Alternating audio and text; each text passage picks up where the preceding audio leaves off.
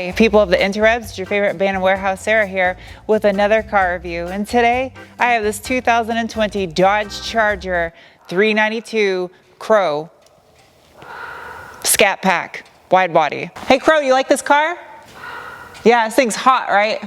Crow likes it. The Charger has been around for a hot minute now, and they keep doing revisions to make it stay relevant and sell. And the widebody version has to be the best revision they have done yet. Even though this is based still off of the LX platform that's been around since 2006, it doesn't matter. It still looks good in 2020. It's why change it if it works. Luckily, the hood scoop on the Charger is functional. It's not just a black piece of plastic to simulate a hood scoop. And this car is equipped with radar cruise control, so they didn't really have anywhere that they could kind of hide it into the front fascia. So it looks like it has a security camera from a Blockbuster video in 1999 mounted in the center of the grille. On the grille, you get the Scatpack emblem with the cute little Super B next to it doing a burn ski. I personally think the wide body option that's available on the Scatpack and the Hellcat should be the only body configuration for the Charger. It looks so incredibly good, but I do see why it's an option, because with the wide body, you have to fill the wheel well with these massive 20 by 11 square stanced deep concave wheels wrapped in 305 Pirellis. Now these are all seasons, so it makes the car a little bit more fun to drive on asphalt because they burn off pretty easily. Behind these wheels are enormous 6-piston calipers with 2-piece 15.4-inch rotors. These rotors are bigger than the wheels on some people's cars. They're huge. I love the fact that it has these little functional vents built into the rear bumper, and they're not just pieces of plastic to simulate a vent, as well as the fact that it has a satin black rear wing adds a nice little touch, especially on the silver car, and it has this absolutely adorable little Super B logo on the trunk lid. It's cute, gives the car character, and this thing has a ton of that. Let me know in the comment section below, what do you personally prefer? The 2-door Challenger or the 4-door Charger? I think Dodge should bring back the Magnum wagon and offer it in all the same configurations as the Challenger and Charger, including a Hellcat. Let me know in the comment section below. What do you guys think? Let me hear it.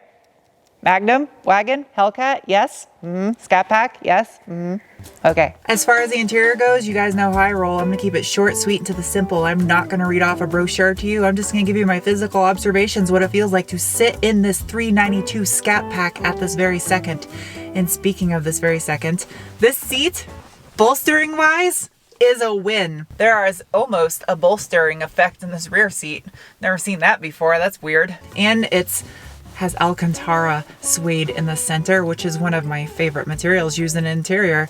And on top of that, it has the little Super B embroidered into the center of the seat, and it adds another touch of character to this car. So much character, because there's another little B on the dash over here right next to the numbers 392 to let you know you're in a 392. Nice. My rear seats are heated as well with 2 heat settings. As far as the rest of the interior goes, it's a mixed bag in here. I feel there's a lot of cheap materials used that are not going to age well. I really wish Dodge would have carried the suede over onto the door cards instead of using this red leather. It just does not look like it's going to age well. And up here on the dashboard as well, the material that's used up here is kind of hard. It's like leather wrapped plastic. The infotainment system that is in here is fun to use. It is integrated with all kinds of track and chassis adjustable goodies in here. The sound system is a Harman Kardon and it sounds amazing. It does have your satellite radio obviously, and then you can go into this function right here for your climate control, turn on your heated seats, your ventilated seats, heated steering wheel, all that other stuff.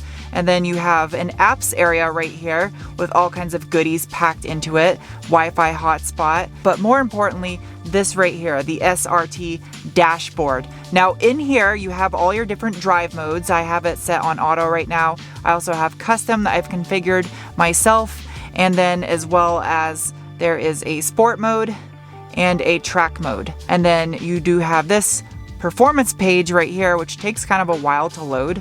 Inside performance pages, you have a bunch of different menu systems that you can go into. I won't go through all of them, but for example, you have right here a little engine dynamometer, which is pretty cool. It shows you your torque and horsepower. Then go in here, and then you have a G-force gauge, and it shows you like your different Gs. And then you also have more gauges that are individually configurable. There's actually 2 pages of them, but there is a ton of stuff packed into here. I appreciate the fact that right down here by the climate control, Dodge incorporated a button for your launch control as well as to disable the traction control in your drive modes right here, easily accessible, so you don't have to go digging through the menu system when you accidentally pull up next to someone at the lights and the only thing you're thinking about digging is into the asphalt when you give it the beans. Center console has a little slidey boy right here to hide your cup holders, and you can open up the cubby to find storage for your coins, which I've never seen anyone ever use other than my grandparents.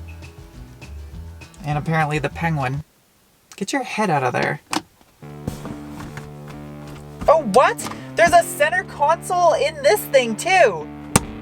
That is cool. I've never seen that in a back seat of a car to have its own little console. This is the parlor view that I've been waiting for, even though I've been driving this thing already for a couple days.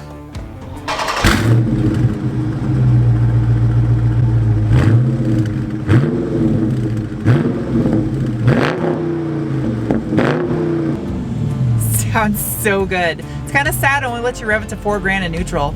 I get it though, it's automatic. A lot of cars do that. I just can't get enough of it.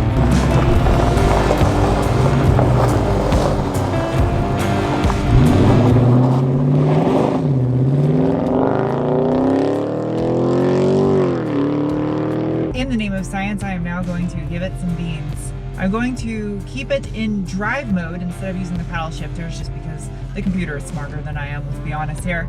I am going to put it into track mode, and this car does have launch control. Potentially, it may or may not be or have been or potentially in the future be tested. I cannot say. All right, let's give it some beans. Ready, set, go. Go cargo, go cargo. Oh man, this thing rips.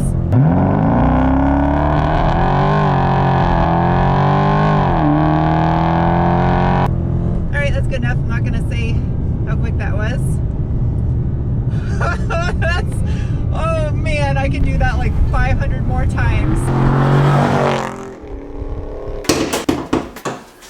Ooh, that opens nicely. Hood struts too.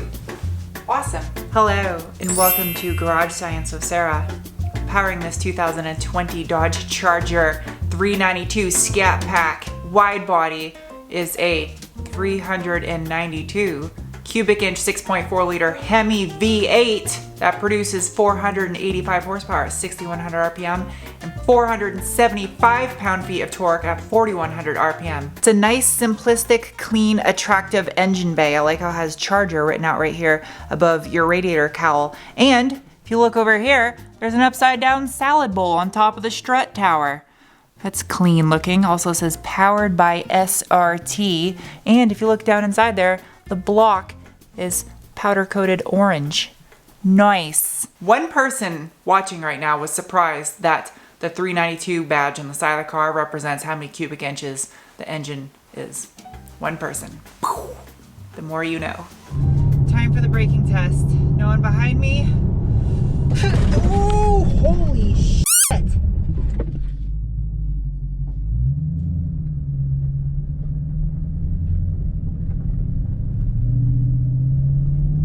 This thing has very acceptable brakes. That was incredible. Hi, back for round two. So the transmission that is found in this Charger is a 8 HP 70 ZF 8-speed automatic transmission. It's made in Germany. It's not an American transmission, they outsourced. And the pairing of this ZF 8-speed and the 6.4 liter Hemi is heavenly. I just love the combination of this torquey V8 and the 8-speed that bangs off shifts faster than I can snap my fingers. It's magic. Magic, I tell you. It even sounds like a DSG when it changes gears too. Little farts.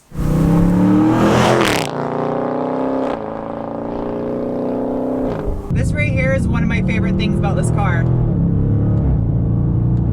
Short shifting. When you short shift in this, it makes little DSG farts. And I know it's not a DSG, it's an 8-speed automatic with a torque converter, but still, the traction management, I believe, or the tune and the TCU or something that gives it that burble every time it shifts, especially when you shift below red line.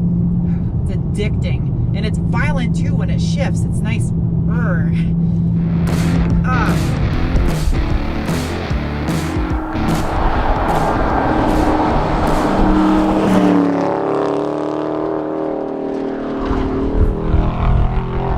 Holy shit, this thing grips.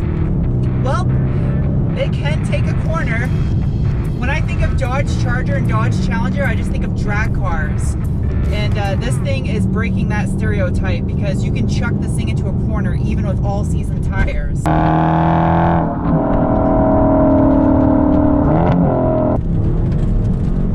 my God, man.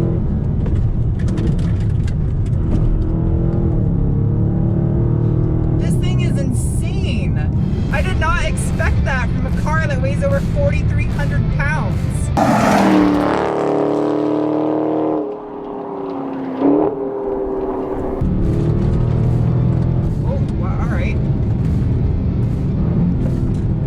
Brakes are amazing. Oh my God, the grip. Oh my God.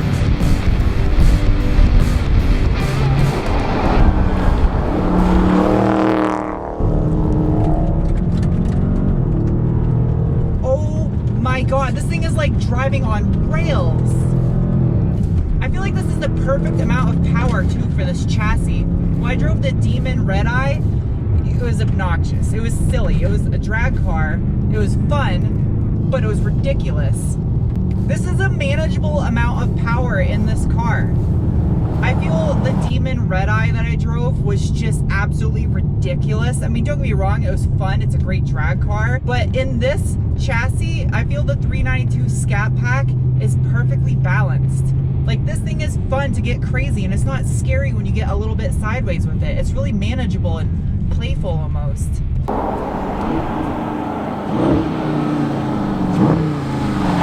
I can see why this platform is aging so much because I don't know where Dodge can go from here on. This car is awesome. It makes a great daily. It's super comfy. I mean, yeah, it's not the greatest on fuel economy, but it makes up for it because of the noises and the sidewaysness.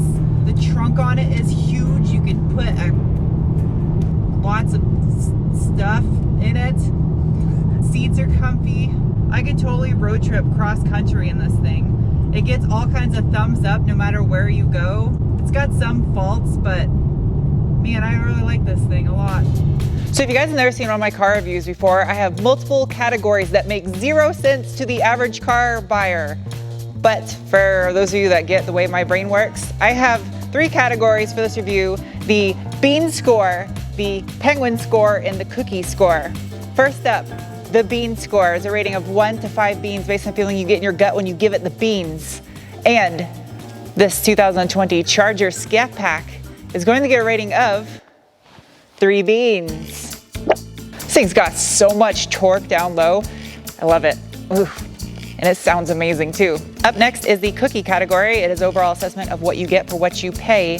And the Charger is going to get a rating of 3 cookies. I feel this is better value than the Hellcat. Yes, more horsepower is always fun, but I don't think more horsepower necessarily makes this a better car. If you want more power, buy a Scatpack and put your own supercharger or turbos or whatever you want on it. Last up is the penguin category. It's an overall assessment of how I personally like this car.